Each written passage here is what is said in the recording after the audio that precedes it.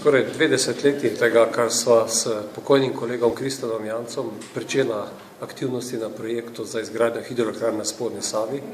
Veseli me, da te projekte spremljam in tudi sokreiram skozi ves ta čas in da danes polagamo temeljni kamen za 4. venizo hidroelektrarne na Spodnji Savi. Hidroelektrarna Brežice je velika priložnost za slovensko energetiko. Tu bodo 9 megavati zelene električne energije, hkrati pa izzivi za slovensko gospodarstvo, ki je uspešno izpeljalo že izgradnjo 3 hidroelektrarn. Sodeloval sem tako pri sestavi zakona, ki zagotavlja financiranje te hidroelektrarne, prav tako pa tudi pri prepotrebnem angažmaju, da smo tudi Evropsko investicijsko banko pridobili na našo stran in tudi zelo ugodnimi krediti financiramo ta projekt. Vsem, ki delajo na projektu, želim najprej, da bo projekt varno izpeljan v rokih in da bo to še eden od dvigov slovenskega gradbeništva, konec koncev pa tudi slovenske politike, ki zmore spraviti skupaj tako velike projekte.